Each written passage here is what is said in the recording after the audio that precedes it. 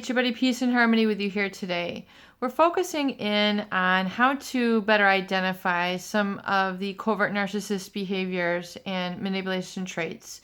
And the topic I want to focus in and zoom in on now is that of being sly, that of being cunning, that of being secretive, and that of being very covert, meaning under the radar, very sort of secretive, very withdrawn from view, sort of behavior and attitude that drives a pervasive feeling in the relationship, like this person is not quite present, this person is not quite responsible,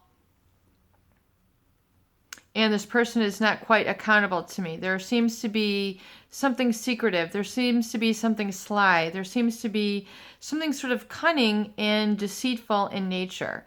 So to be cunning means that someone is deliberately going to manipulate events, objects, words, feelings, relationship dynamics so that they will win out and get what they need where it's unattended to the physical eyes. So inadvertently, you fall into this prey because the covert narcissist will seek the individual who will more than be willing to go to bat for them, be more than supportive, more than nurturing, more than taking the leadership role in a number of different areas with a covert narcissist. Because of their great passivity, they tend to require others who are outgoing, gregarious, directive in nature, very decisive, and really take control of a lot of elements within the relationship. Because of their passivity, someone has to stand up, someone has to do it, and they tend to attract those others who are very giving,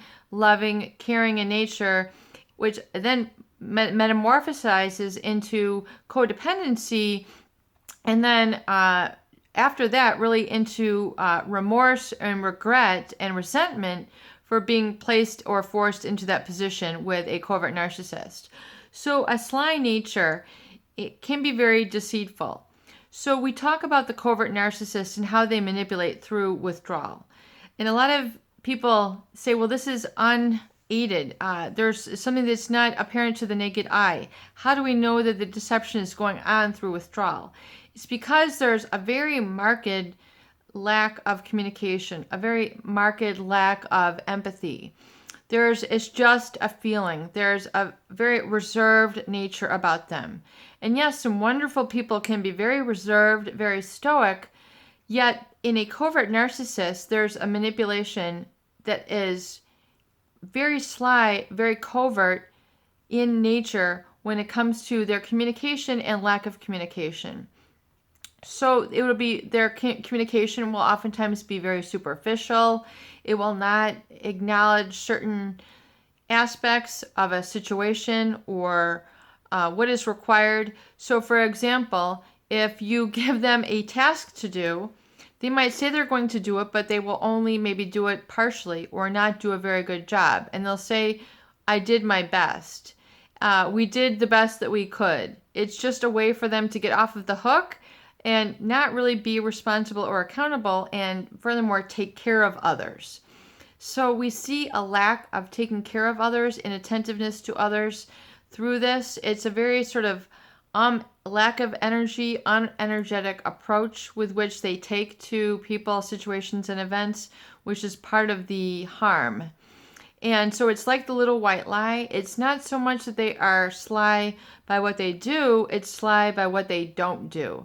So when it comes to parenting or being a spouse, they will be very passive, very aloof, very much in the rafters, very retreating, very reserved, very retiring in their approach. They just don't meet people in the middle. They just don't take part in fulfillment of their obligations, their spousal obligations, the unspoken contribution that they're supposed to make.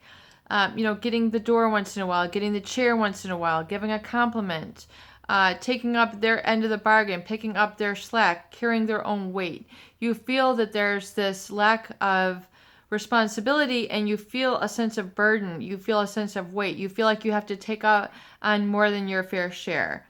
And a sly very sly in nature, can just be very under the radar, just getting by without a hitch, just getting by. And so oftentimes the covert narcissist will manipulate just by getting by, doing the bare minimum, saying the bare minimum, being the bare minimum. Yet they are able to fully retreat and satisfy their needs, whatever selfish. And of course, everybody has their healthy narcissistic needs. You need your downtime.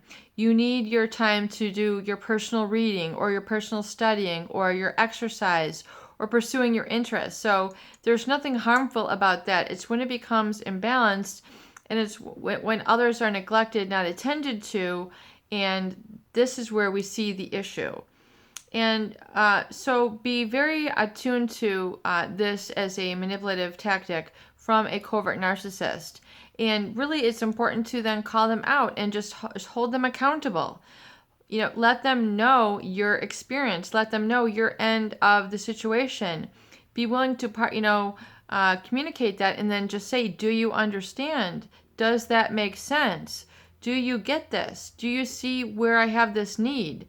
Are you able to understand this? Do you comprehend this? Do you get this? So engage them. You have to be very, oftentimes, when dealing with a covert narcissist, you have to engage them. You have to take responsibility. You have to be the one to be accountable. And oftentimes it feels like you're taking on more than your fair share. And that's why we feel there is this sly manipulation for others who then serve to promulgate them and keep them enabled to be in the covert narcissist position in which they are. Peace and harmony with you here today. I hope these videos do help. Please share and please subscribe for more great tools, videos, discussion, and support.